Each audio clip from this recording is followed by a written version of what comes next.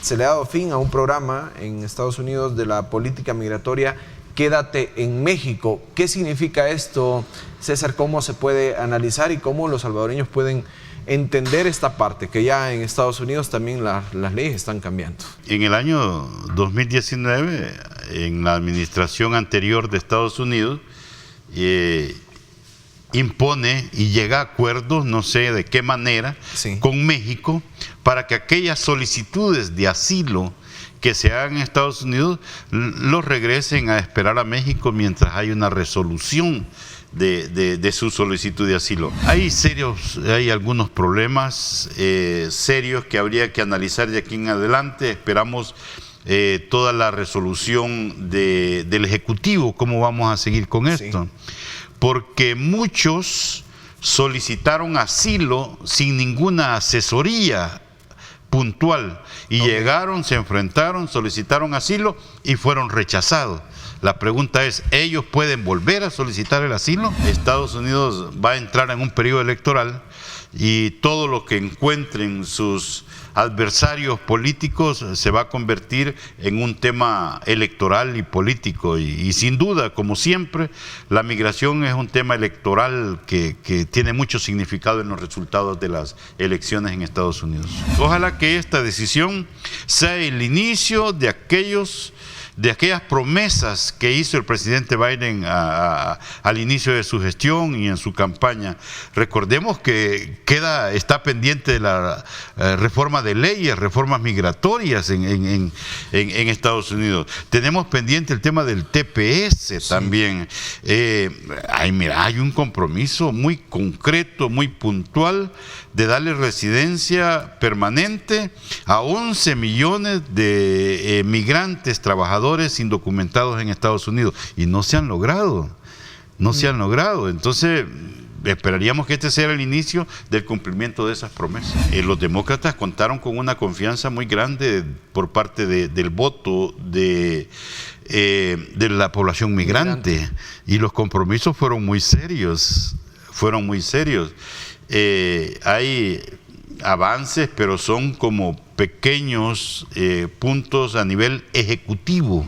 La economía norteamericana necesita en este momento esa mano de obra y por eso se suspenden las deportaciones. Esto te cambia muchas realidades, hay nuevas realidades en el mundo de la migración y no solo Estados Unidos, sino que países de Europa que están necesitando mano de obra y ahí vienen propuestas y alternativas que se están ejecutando. ¿Cómo ha cambiado esta visión?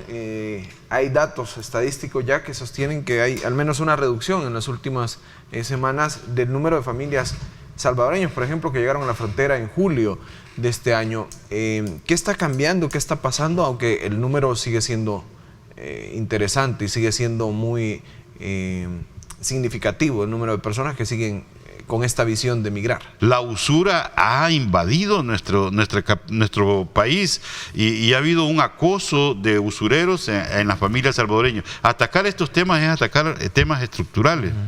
El tema de la violencia, la persecución que tiene, todas estas medidas de estructuras que se han tenido, que se han heredado y se están atacando, al final puede provocar una disminución de la migración. Si nos ponemos en los zapatos de un joven, y él hace un análisis de su entorno, sí, y si tira luces largas y quiere proyectar, entonces entra en unas contradicciones porque el país hasta hoy no le ha permitido tener esos elementos para poder proyectar su vida, para poder mejorar su calidad de vida.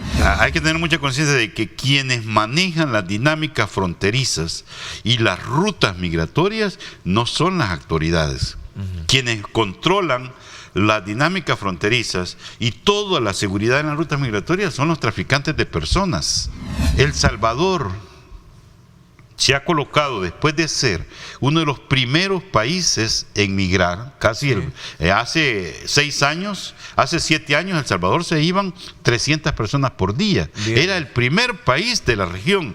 Ahora se ha colocado primero en Honduras, Guatemala, México y por último El Salvador. Entonces, si Estados Unidos es serio en ver los resultados de aplicación de políticas de atacar el tema migratorio, tuviera un reconocimiento para lo que está haciendo El Salvador. No dudemos que los coyotes van a andar en las comunidades diciéndole que ahora que se elimina el quédate en México, las puertas van a estar abiertas en la frontera. Sí. Y no es cierto. No es cierto, hay restricciones todavía y no es que tengan el paso libre, así es que tengan mucho cuidado en estas promesas que hacen. Y ese tipo de cosas y ese tipo de manejo de la información es lo que siempre prevalece en las comunidades.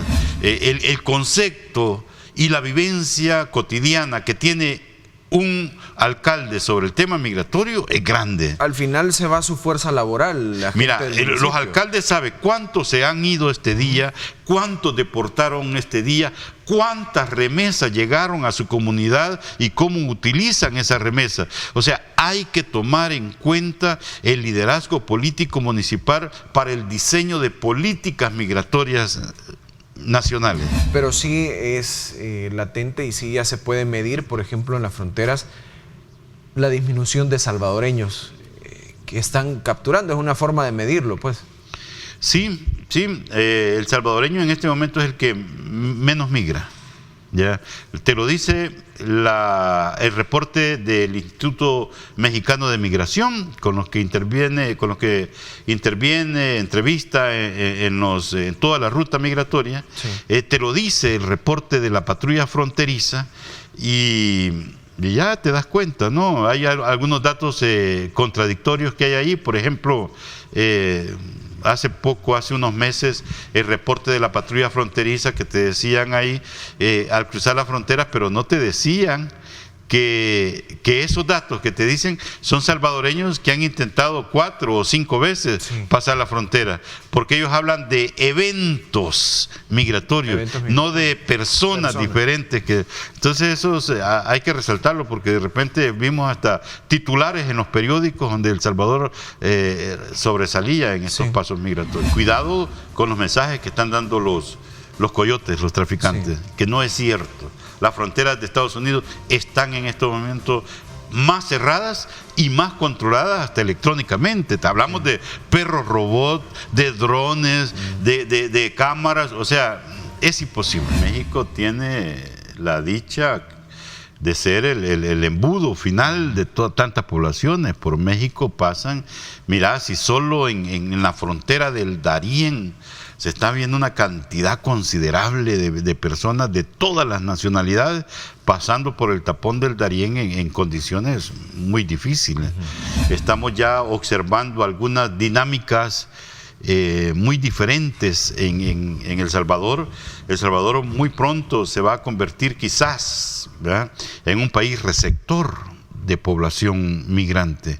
Mira, tenemos 3 realidades las que nosotros estamos observando. O van de paso en la ruta migratoria, o han elegido El Salvador para solicitar asilo o refugio, o utilizan El Salvador como trampolín para una solicitud de asilo que tienen en Europa. Esas 3 realidades las estamos viendo. Nosotros ya estamos lanzando algunos mensajes de estas nuevas realidades y ya estamos siendo escuchados por el sistema de las Naciones Unidas. Esperaríamos que soliciten el asilo mira, una de las cosas que nosotros estamos llamando, una vez termine el Quédate en México, es acérquense a solicitar asesoría legal para que su solicitud de asilo sea coherente a los principios porque de repente estábamos viendo temas que llegan y llegaban a la frontera, decían, yo quiero solicitar asilo. ¿Y por qué quiere solicitar asilo? Porque no tengo trabajo, porque necesito ingresos. Eso no está calificado. ¿Cómo se da este panorama? ¿Cómo se analiza el incremento de remesas en el país? Mira, te falta un dato ahí sobre el crecimiento. En un periodo como hoy, el año anterior, había una dinámica de crecimiento. Hay un crecimiento negativo, como se le llama en economía, un crecimiento negativo. ¿Por qué? Y aquí hay que ponerle atención. El tema de la inflación en Estados Unidos, el tema de la alza de los intereses bancarios, el tema de las alzas de los intereses hipotecarios está tocando directamente los bolsillos de nuestra población migrante allá. la superintendencia del sistema financiero debe provocar que la banca nacional se transforme en una banca de desarrollo y no una banca de solamente utilizar los ingresos familiares de remesas. Una banca comercial. Una banca comercial. ¿Cómo se analiza este tema con el tiempo que se ha venido preparando? Bueno, para mí el principal problema en este momento es que no puede el tribunal elaborar el plan general electoral porque todavía no hay la normativa aprobada para el voto en el exterior. Creo que sí es urgente entonces, porque estamos prácticamente a 18 meses de una elección compleja. Son 4 elecciones, 2 primero y 2 después, pero sumamente complejas, por lo que he dicho, que hace que es indispensable, y no entiendo por qué no aprueba la Asamblea. Ahí tienen un proyecto de hace rato como para que el tribunal pueda implementar. Separarla y combinando la presidencial con la legislativa, o la presidencial con la del Parlamento, y la municipal con la legislativa, o en este caso con la del Parlamento, pues le va a permitir también a las juntas receptoras de voto tener que manejar más o menos el mismo volumen de trabajo en 2 momentos electorales. En términos generales, la separación es buena porque le va a disminuir una carga de trabajo a los miembros de las juntas. Imagínense lo complejo que sería puede ser para el tribunal hacer eso, no digamos para contar. Ahora, la discusión de cómo... De la combinación. De la combinación, a mí sí me parece que el tribunal lo que está buscando es, como decía mi abuelita, salir del maíz picado. O sea, el verdadero poder se resuelve en la presidencia y en los diputados, porque el verdadero poder está ahí. Los municipios, perdónenme, los alcaldes son figuras decorativas.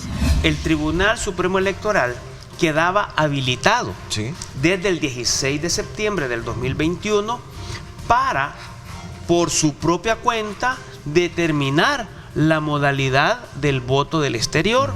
Porque la sentencia establecía que si a la fecha del 15 de septiembre la Asamblea no establecía la normativa, el tribunal estaba autorizado para desarrollar la modalidad. El voto por correo ya se ha hecho, eso ha sido lo que se ha votado antes y hay experiencia sobre eso. Y el voto adelantado puede facilitar. Pero como sea, se necesita la normativa, pues. Y eso es lo que hay que insistir en la Asamblea, que tiene ya desde septiembre la obligación de hacerlo y no completa el proceso. En la garantía que un sistema electrónico por internet tenga de ser auditable, de ser verificable. Y lo verificable no solo implica la posibilidad de que se audite al sistema electrónico, sino de la posibilidad de verificar de alguna manera de que la persona que votó tenga certeza de que su voto no fue utilizado de manera distinta y fue a parar a otro lado. Para mí, lo que debemos de cuidar son esos 3 principios fundamentales, y yo creo que, dado que no se avanza, nuestra recomendación está siendo en este sentido. 1, dado que la población votante se concentra en estos 3 países y principalmente en Estados Unidos, se pueda combinar con esta modalidad presencial y electrónica por internet. A mí me parece, hasta donde he entendido, que el tribunal por lo menos va a tener que empadronar para incluso el voto electrónico, porque también tiene que... Ahora, ¿con qué votar?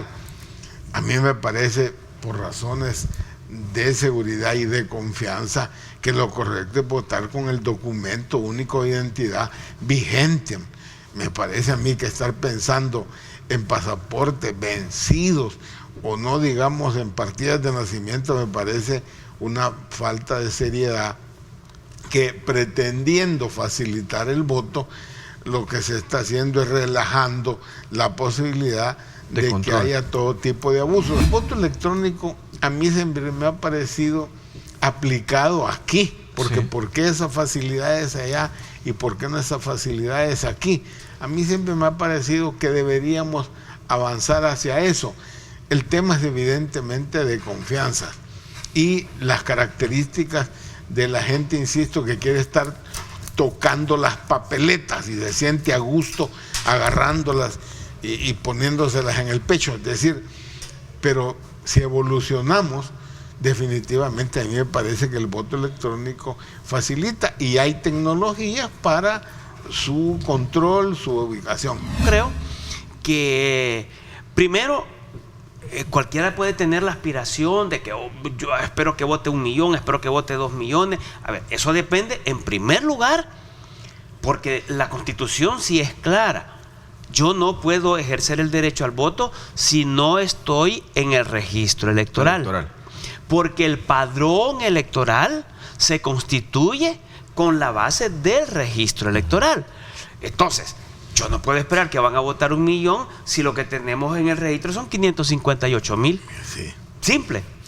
Mi recomendación al tribunal es que el tribunal debería de determinar una fecha máxima para poder contar con la normativa. Y si en una fecha determinada no cuenta, el tribunal tomar por su propia cuenta la decisión de poder encontrar cuál es la alternativa, cuál va a ser el mecanismo. Digamos que haya un procedimiento de empadronamiento en el que yo manifiesto mi interés de querer votar. ¿Sí? Ese empadronamiento solo lo puede hacer aquella persona que se encuentra en el registro electoral. Alguien que no está en el registro no se puede empadronar, porque no puedo crear un padrón fuera del registro electoral. El primer paso es estar en el registro electoral, y eso es de carácter constitucional. Crearse. A ver, no se puede crear un padrón electoral sino con ciudadanos que están en el registro electoral. Claro. Y para poder votar hay que estar en el padrón, y para estar en el padrón hay que estar en el registro electoral. El Ministerio de Hacienda también debería estar en permanentes conversaciones con el tribunal, sabiendo más o menos lo que va a significar el costo en ese voto en el exterior, la modalidad que sea, no la que se establezca en la ley. Eso define el presupuesto. Y el presupuesto se va a aprobar, recordemos, Sí. no puede presentarse después del 30 de septiembre.